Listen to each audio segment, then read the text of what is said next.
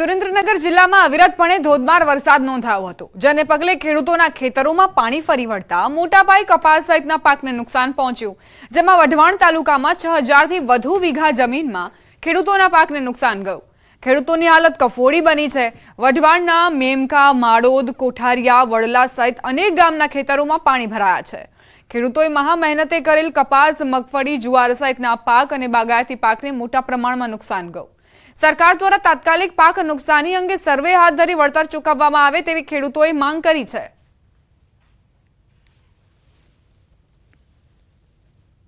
અમારે અહીંયા ભારે વરસાદ હોય એટલે આ કેનાલ લડતા ખેતરમાં અમારે 20 વીઘાનું ખેતર હે, કપાસ હાવ એતે બળી ગયો પાણી ભરાવાથી।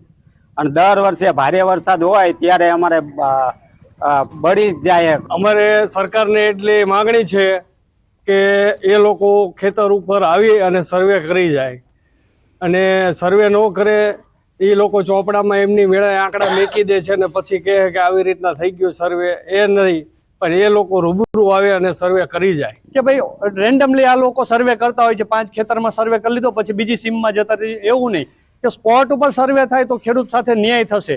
આની જગ્યાએ અન્યાય એવો થાય છે કે દર વર્ષની જેમ કે રેન્ડમલી આ લોકો સર્વે કરી લે, 5 ખેતરમાં જોઈ લીધું પછી ઓલ ઓવર આંકડા સીધા મૂકી દેતા હોય છે। સુરેન્દ્રનગર જિલ્લામાં તાજેતરમાં વરસેલા અનરાધાર વરસાદ ક્યાંક ને ક્યાંક સુરેન્દ્રનગર જિલ્લાના ખેડૂતો માટે આ મેઘમહેર છે, મેઘ કહેર સાબિત થઈ છે। આ ટીવી પરના આપ દ્રશ્યોમાં જોઈ શકો છો કે સુરેન્દ્રનગર જિલ્લાના વઢવાણ તાલુકાના જે ખેતરો છે એના દ્રશ્યો છે। ખેતરોમાં હાલ અંદાજે 2 ફૂટથી વધુ પાણી ભરાયેલા છે। છેલ્લા 4 દિવસથી સુરેન્દ્રનગર જિલ્લામાં વરસાદે સંપૂર્ણપણે વિરામ લઈ લીધો છે, તેમ છતાં હજુ સુધી આ જે ખેતરો છે એમાં પાણી છે ભરાયેલા છે અને અંદાજે 5000 વીઘાથી વધુ જમીન છે, જમીનમાં પાક છે સદંતર નિષ્ફળ ગયો છે। સરકાર દ્વારા સર્વે અને સહાયની મસ્ત મોટી જાહેરાતો કરવામાં આવી છે, પરંતુ ખેડૂતોનો ક્યાંક ને ક્યાંક એવો આક્ષેપ છે કે સરકાર દ્વારા દર વર્ષે આ પ્રકારની લોલીપોપ આપવામાં આવે છે, પરંતુ સહાયના નામે ખેડૂતોને માત્ર અને માત્ર આશ્વાસન જ આજ સુધી મળ્યા છે। ત્યારે ખેડૂતોના ખેતરો સુધી જઈ નક્કર સર્વે કરી અને ખેડૂતોને યોગ્ય સહાય ચૂકવવામાં આવે તેવી ખેડૂતોની માંગ છે। અને ખરેખર જો જોવામાં આવે તો ક્યાંક ને ક્યાંક આ જે પાણી છે ખેડૂતોના ખેતરોમાં નથી ભરાયા, પરંતુ ખેડૂતોના નસીબ પર પાણી ફરી વળ્યા હોય તેવી સ્થિતિ સર્જાઈ છે। અક્ષય જોશી, ન્યૂઝ 18 ગુજરાતી, સુરેન્દ્રનગર। જિલ્લામાં 25 થી 28 ઓગસ્ટ દરમિયાન એટલે કે 3 દિવસ સુધી મેઘ કહેર જોવા મળ્યો હતો। ભારે વરસાદના પગલે મકાઈ અને શાકભાજીના પાકને ભારે નુકસાન થયું। એક તરફ જંગલી ભૂંડ અને નીલગાય દ્વારા પાકને નુકસાન કરવામાં આવ્યું, બીજી તરફ કુદરતનો કહેર પણ નજરે પડ્યો, ત્યારે ખેડૂતોની સ્થિતિ કફોડી બની ગઈ છે। જિલ્લામાં 1.61 લાખ હેક્ટર જમીનમાં વાવેતર કરાયું હતું, જેમાંથી 60000 હેક્ટરમાં ભારે વરસાદ અને પવનના કારણે પાકને નુકસાન થયું હોવાનું પ્રાથમિક તબક્કે બહાર આવ્યું છે।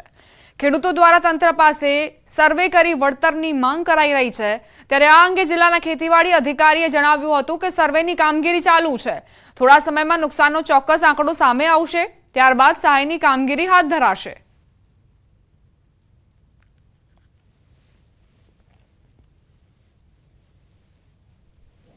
અમારી બધાની રજૂઆત એવી છે કે ભારે વરસાદ થવાને કારણે મકાઈનો ઊભો પાક સદંતર નષ્ટ થઈ ગયો છે, બીજા પાકોને પણ ભારે નુકસાન થઈ ગયું છે। તો અહીંના બધા ખેડૂતોની બધાની માગ એવી છે કે તાત્કાલિક ખેતીવાડી વિભાગ દ્વારા આ જે પાકોને નુકસાન થયેલું છે એનું તાત્કાલિક સર્વે થઈ જાય। મકાઈ કરી હતી એમાં ભૂંડને રોજ ખાઈ ગયા અને ત્યાર પછી થોડું વધ્યું, વરસાદે બહુ નુકસાન કર્યું છે, પાણી ભરાયું, બધું જમીન દોષ મકાઈ થઈ ગઈ છે। એટલે હવે જે કંઈ હતું એ બધું જ પૂરું થઈ ગયું છે। એમાંથી ગુજરાત બધું ચલાવતા હતા, પણ અત્યારે બધું જ પૂરું થઈ ગયું છે। એટલે હવે કંઈ જે કંઈ સરકારને માંગણી કરીએ છીએ જે કંઈ વળતર અમને થોડું ઘણું જે વળતર આપે। મકાઈનો પાક, સોયાબીનનો પાક, કપાસ અને શાકભાજીમાં અસરગ્રસ્ત થયેલ છે। કુલ અસરગ્રસ્ત વિસ્તાર જોઈએ તો ટોટલ 61000 હેક્ટર જેટલા પાકના વિસ્તારમાં અસર થયેલ છે।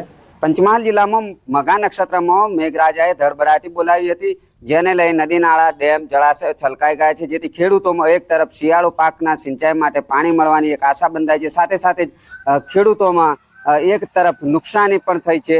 જે રીતે વરસાદી માહોલ પવન સાથે જામ્યો હતો અને જેને લઈ મકાઈનો જે પાક છે તે તમામ આડો પડી ગયો છે, અને આડો પડી જતા જ ખેડૂતોનો તૈયાર થયેલો મકાઈનો પાક હાલ બિલકુલ ખલાસ થઈ ગયો છે એમ કહેવું પણ અતિશયોક્તિ નથી। હું આપને સીધા દ્રશ્યો બતાવીશ, આપ દ્રશ્યોમાં જોઈ શકો છો જે પ્રમાણે હાલ ખેડૂતોની હાલત છે। ખેડૂત જુઓ છો, ખેડૂત નિરાશ વદને પોતાનો પાક આડો પડી ગયો છે તેને નિહાળી રહ્યો છે.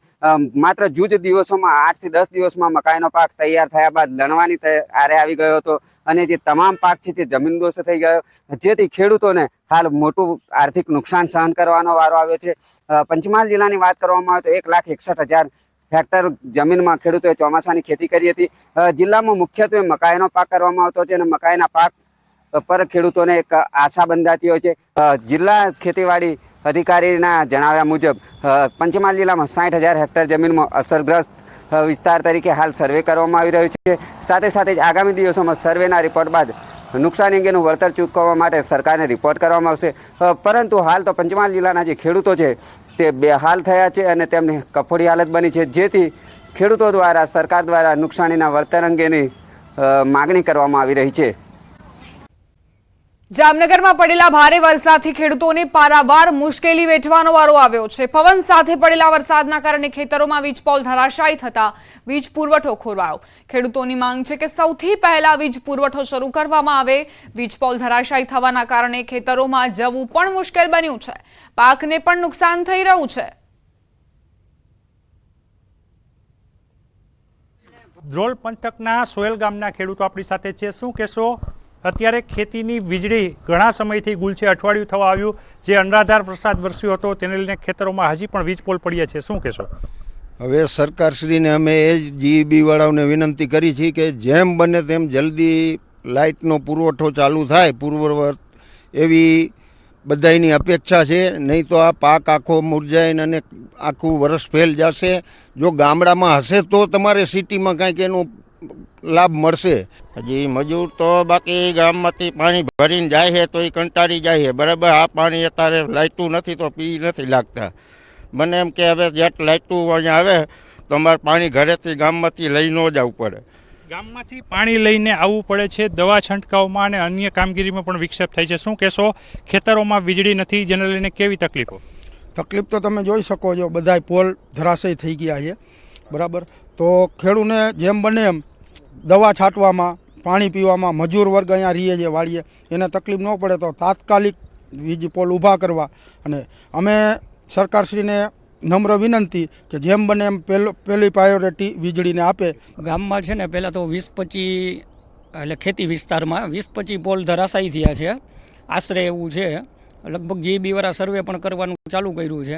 એટલે જેમ બને એમ ઝડપથી લાઇટું વાડીઓમાં ચાલુ થાય એવી ખાસ માંગણી છે. મગફળીમાં દવા છાંટવા માટે પણ પાણીની જરૂર હોય તે પણ નથી, કારણ કે 8 દિવસ થવા આવ્યા જે પ્રકારે અનરાધાર વરસાદ જન્માષ્ટમી બાદ વરસ્યો હતો. અનેક વીજ પોલોને નુકસાન થયું છે અને ટ્રાન્સફોર્મર ક્ષતિગ્રસ્ત થયા છે. ત્યારે જામનગર જિલ્લાના ધ્રોલ પંથકના આ જે સોયલ ગામના ખેડૂતો છે, ખેડૂતોની હૈયાવરાળ જોઈ અહીં ખેતરોમાં જે વીજ પોલ પડ્યા છે તે તાત્કાલિક ઊભા કરવામાં આવે, વીજળી પૂર્વવત કરવામાં આવે અને ખેતીની વીજળી આપવામાં પ્રાથમિકતા આપવામાં આવે તેવી ખેડૂતો માંગ કરી રહ્યા છે. કેમેરામેન મનસુખ રામોલિયાની સાથે કિંજલ કારસરિયા, ન્યૂઝ 18 ગુજરાતી, સોયલ, જામનગર.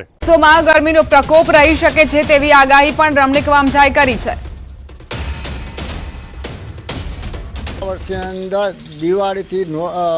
દિવાળીથી દિવાળી 26 વિછુડા હોવાથી એક વિછુડા એટલે 378 દિવસ ગરમી. ભાદરવા મહિનામાં અને પણ નોરતામાં પણ અતિ ભારે ગરમી પડશે.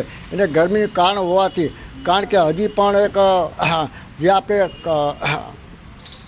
કાનનો જન્મ થાય, જન્માષ્ટમી અંદર જે ભૂર પવન એટલે ઈશાનનો પવન વાવવાથી અતિ ભારે ગરમી થશે.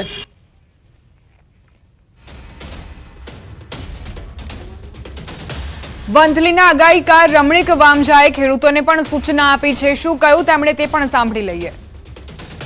આ ગરમીને કારણે આપણા ખેડૂત ભાઈને મારે વિનંતી છે, સાપ વીછી કરવાનો બનાવ વધારે બનશે.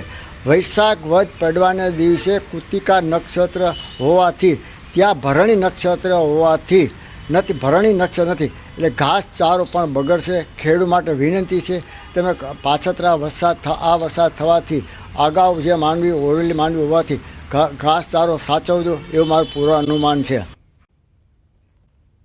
મહત્વપૂર્ણ સમાચાર પ્રાપ્ત થઈ રહ્યા છે. ગુજરાતના ભાદરવો મહિનો ભૂક્કા બોલાવશે. આ વાત અમે નહીં પરંતુ જૂનાગઢના વંથલીના આગાહીકાર રમણીક વામજાએ કરી છે. આગાહીકાર રમણીક વામજાની આગાહી સાંભળો.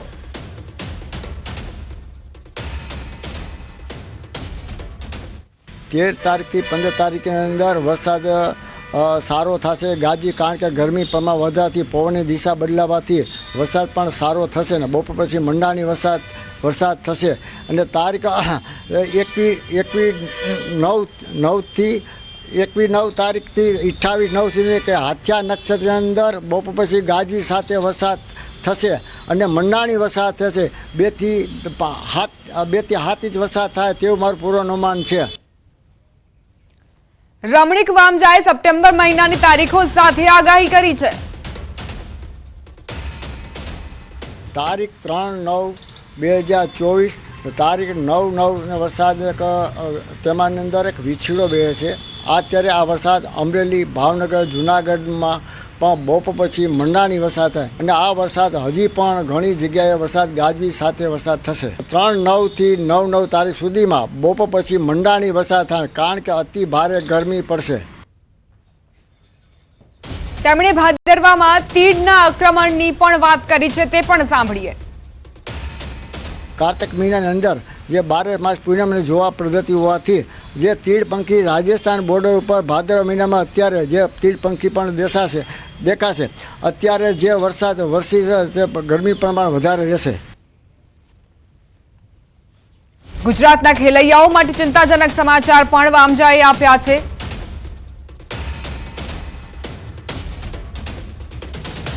નવરાત્રિની અંદર હાથિયા નક્ષત્ર 5 નોરતા હોવાથી છેલ્લા પાયો પર નોરતાની અંદર વરસાદ થશે, કારણ કે જે ગરમી પ્રમાણ હોવાથી હાથિયા નક્ષત્રની અંદર અને હાથીઓ 5 પૂરો થાય અને પછી ચિત્રા નક્ષત્ર દશેરા પછી જે શરદ પૂનમ ત્યારે પણ વરસાદ સારો થશે.